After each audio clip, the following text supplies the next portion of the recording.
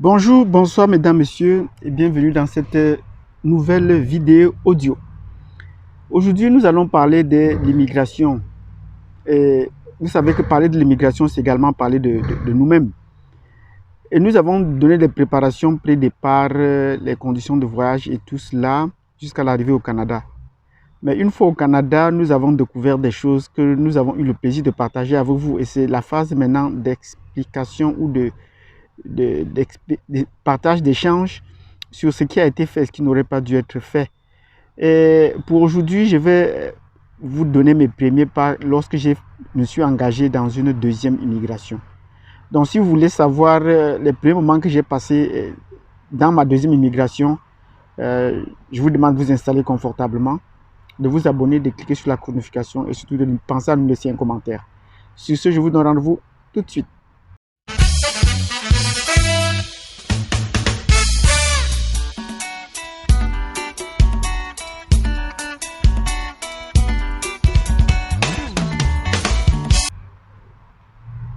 Bienvenue donc sur cette chaîne d'une Afrique qui s'éveille où nous parlons d'immigration et d'émancipation des Africains et surtout les leçons que nous devons tirer de ces partages, de ce que nous échangeons ici chaque fois. Lorsque je suis arrivé au Canada, je suis entré par Montréal, j'habitais à la rive sud, c'est-à-dire à Longueuil, et après une année là-bas, donc j'ai passé les 4 saisons, j'ai décidé donc de partir. Pourquoi est-ce que j'ai décidé de partir? Parce que je savais qu'il y avait des conditions mieux qu'à Montréal. Il y avait des conditions mieux qu'au Québec. Les conditions physiques, les conditions humaines, qui en avaient mieux. Venant d'un pays bilingue, le Cameroun, je savais aussi que les anglophones, on est toujours flatté. Chaque fois qu'un francophone va du côté anglophone, il est toujours flatté par l'organisation, la mise en place des choses et par le système de gouvernance. Donc c'est tout cela qui m'a poussé à quitter le Québec, la ville de Montréal-Longueuil précisément, pour arriver en Colombie-Britannique. Et quels ont été mes premiers moments en Colombie-Britannique? Le voyage déjà pour la Colombie-Britannique n'était pas facile.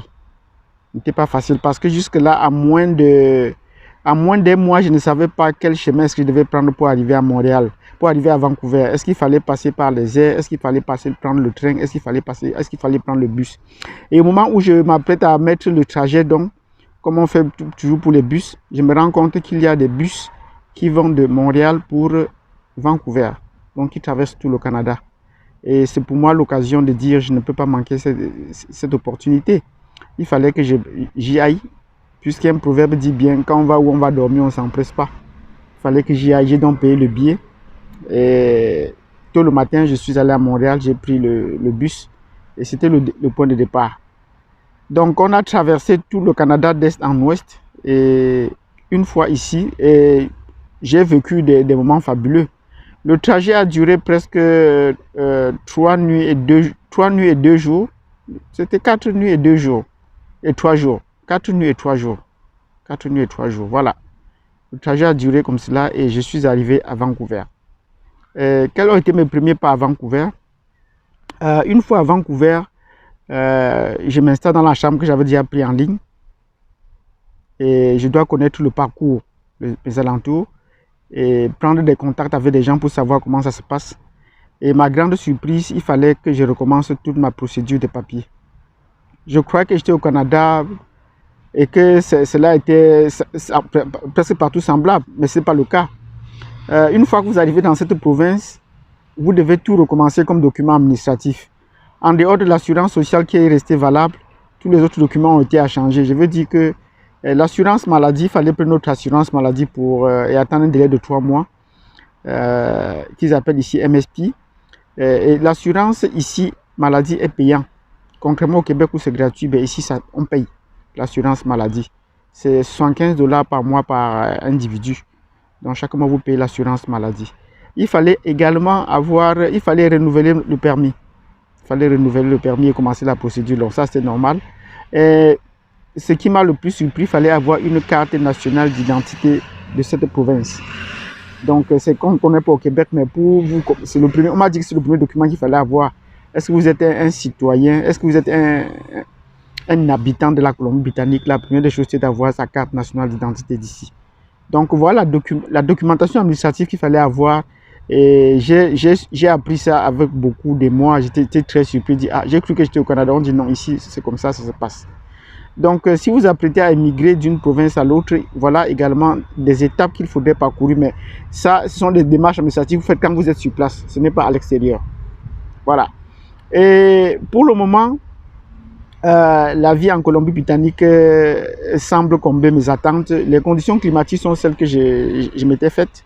Mais je n'attendais pas que c'était aussi un peu moins que cela. Je veux dire qu'il n'y avait pas pratiquement de neige. Puisque quand j'arrive ici en 2016, fin 2015, 2016, il n'y avait pas de neige totalement. Et les gens me disaient qu'ils avaient vu la neige depuis les Jeux Olympiques. Donc vous vous rendez compte que c'était encore plus que je ne pensais. Mais cela me réjouissait quand même le cœur de savoir que les conditions climatiques sont assez favorables.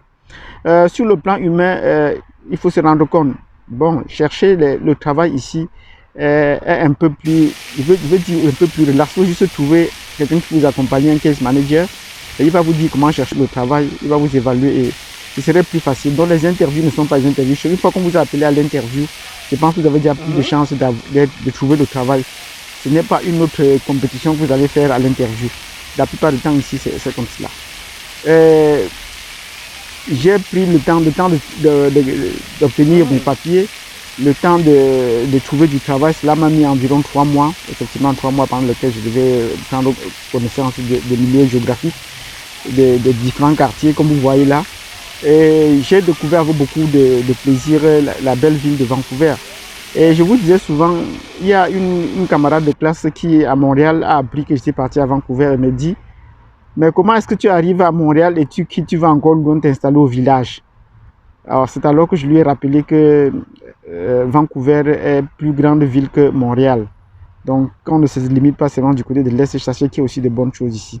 Et c'est ça qui peut constituer un frein chaque fois qu'un Africain arrive ici et qu'il voudrait, il voudrait encore s'épanouir, mais il pense que le Montréal et Québec c'est tout ce qu'il y a à offrir. Non, il y en a plus à offrir. Il y en a plus à offrir. Donc désormais, je voudrais que les gens ne sautent plus dans l'inconnu.